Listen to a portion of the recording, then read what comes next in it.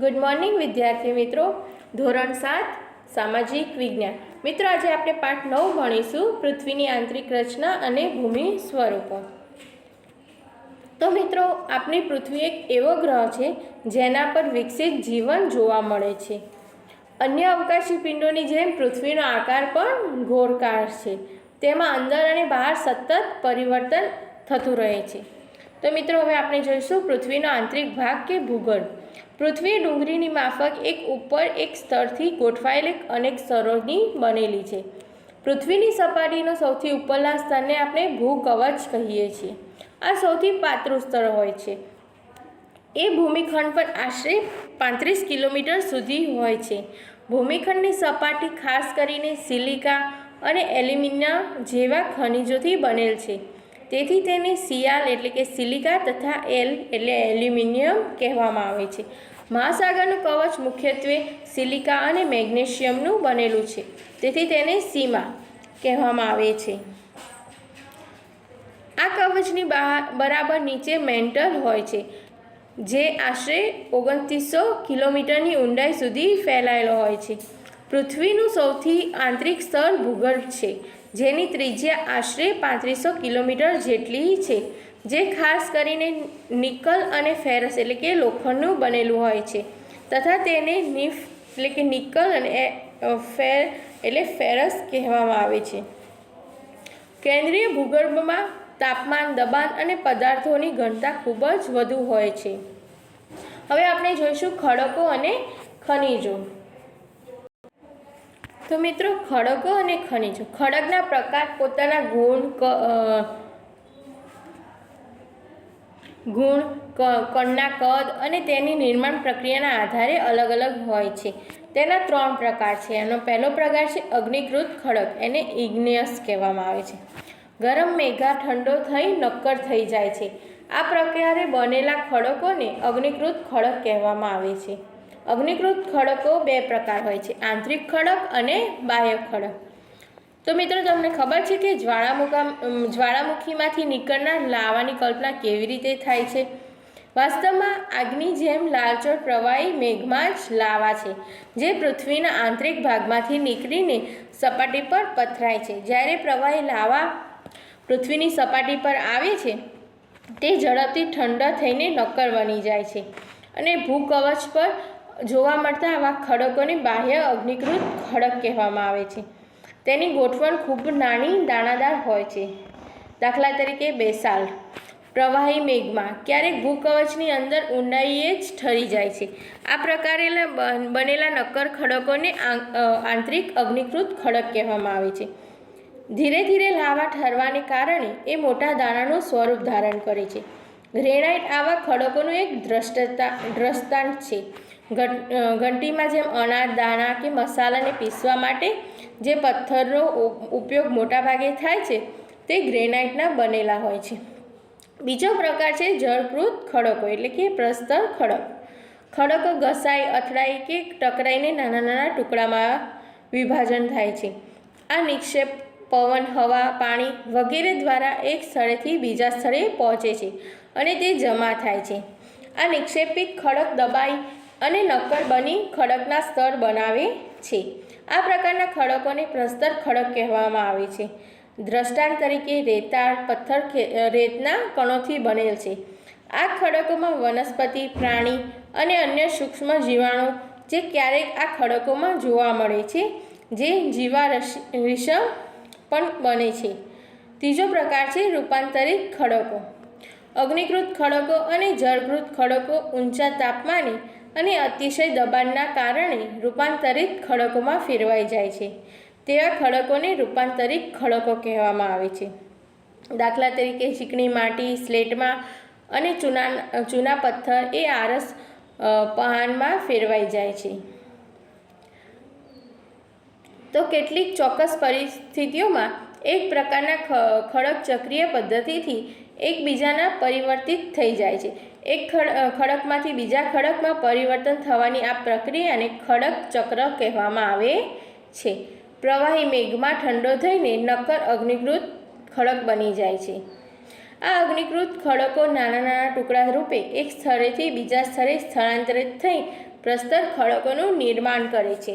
તાપમાન અને દબાણના કારણે આ અગ્નિકૃત અને પ્રસ્તર ખડક રૂપાંતરિત ખડકમાં બદલાઈ જાય છે.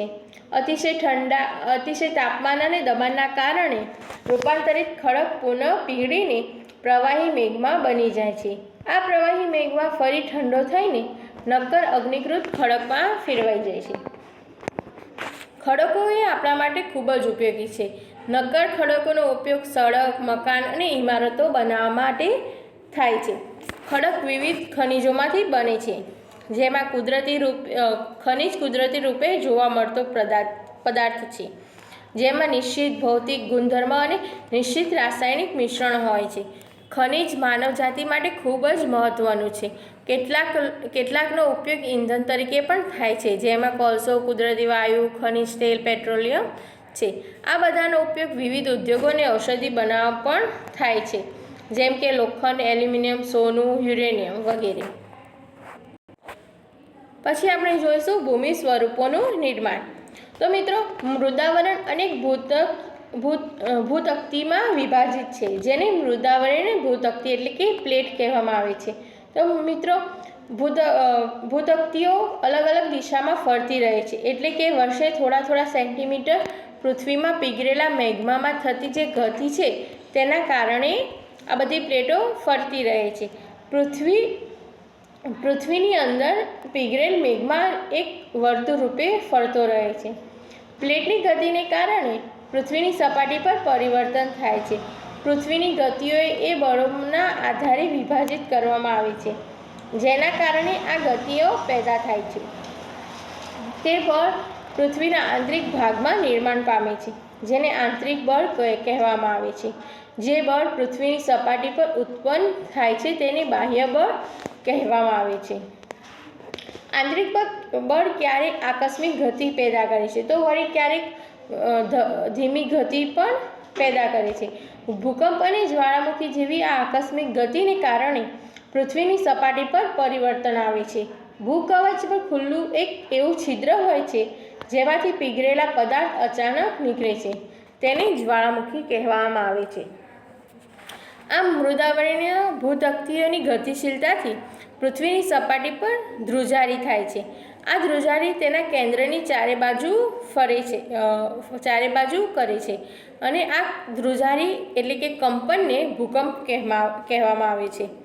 ભૂકવચની નીચે જે સ્થાન કે જ્યાંથી કંપનની શરૂઆત થાય તેને તેનું ઉદ્ગમ કેન્દ્ર કહેવામાં આવે છે. આ કંપન ઉદ્ગમ કેન્દ્ર બહારની તરફ તરંગો રૂપે ગતિ કરે છે. ઉદ્ગમ કેન્દ્રના નજીકના સપાટીના કેન્દ્રને અધિકેન્દ્ર કહેવામાં આવે છે.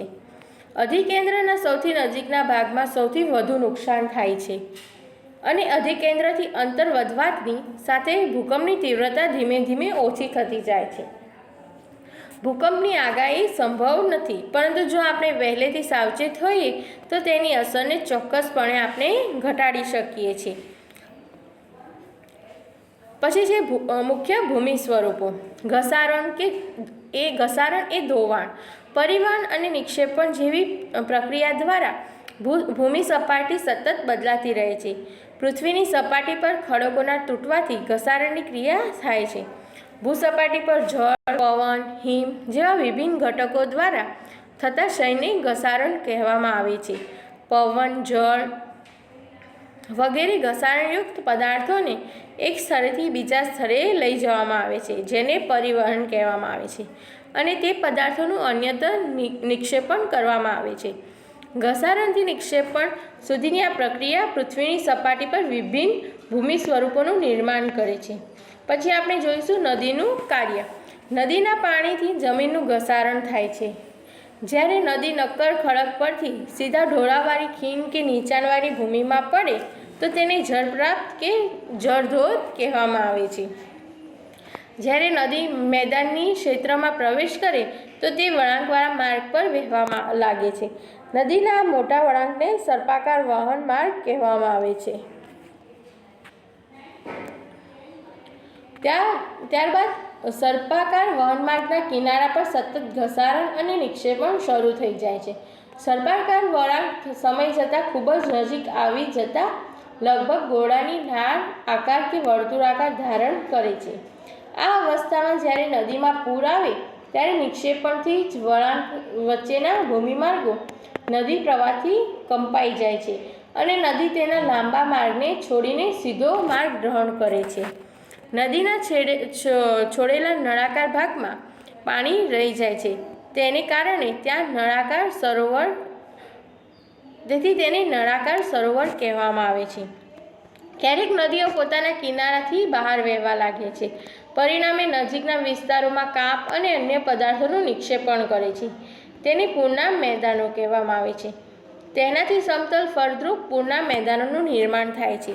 જ્યારે નદીના બંને કિનારે મોટા પ્રમાણમાં કાંપ માટીના નિક્ષેપણથી લાંબા અને ઓછી ઊંચાઈના અનેક ઢગ રચાય છે ત્યારે તેને કુદરતી તટબંધ કહેવામાં આવે છે. સમુદ્ર સુધી પહોંચતા નદીનો પ્રવાહ ધીમો થઈ જાય છે તથા નદી અનેક પ્રવાહમાં વિભાજિત થઈ જાય છે, જેને શાખા પ્રશાખા કહેવામાં આવે છે. અહીં નદીની ગતિ એકદમ ધીમી થઈ જાય છે. તે પોતાની સાથે લાવેલા કાંપ, રેતી, માટી, અન્ય પદાર્થોનું નિક્ષેપણ કરવા લાગે છે. દરેક શાખા પ્રશાખા પોતાના મુખનું નિર્માણ કરે છે. બધા મુખોના નિક્ષેપણના જથ્થાથી મુખ ત્રિકોણ એટલે કે ડેલ્ટાનું નિર્માણ થાય છે. પછી છે સમુદ્ર મોજાનું કાર્ય.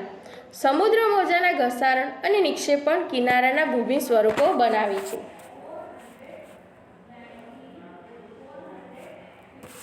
સમુદ્રના મોજાઓ સતત ખડકો સાથે ટકરાયા કરે છે, જેનાથી તિરાડો બને છે. સમાંતરે તે મોટી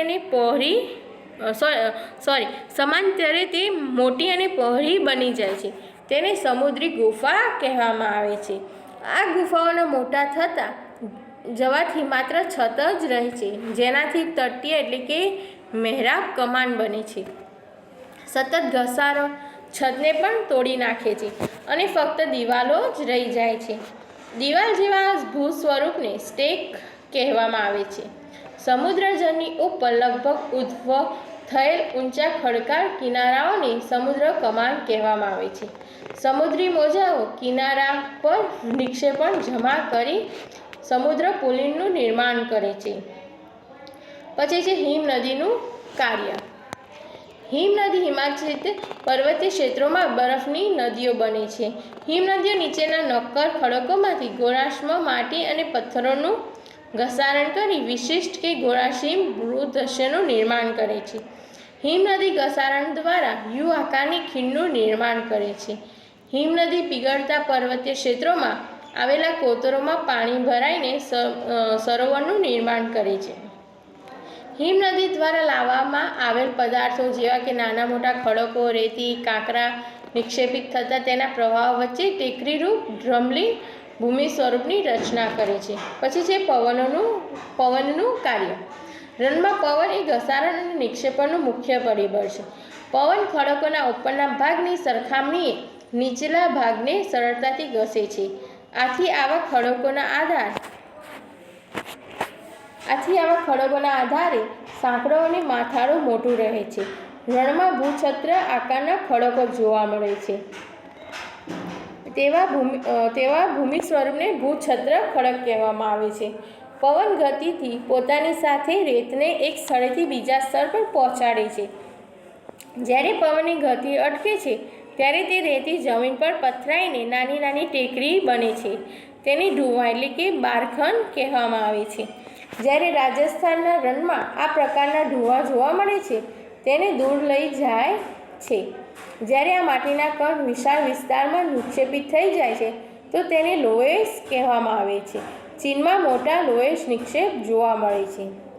તો મિત્રો, આ પાઠ આપણે અહીંયા પૂર્ણ કરીએ છીએ. સ્વાધ્યાય તમારી નોટબુકમાં લખી લેવું અને આગળના પાઠોનું જે સ્વાધ્યાય છે તમારે લખીને 2 દિવસની અંદર તમારી નોટો અહીંયા સ્કૂલમાં જમા કરાવી જવી અને આ સ્વાધ્યાય પણ તેમાં લખી લેવું.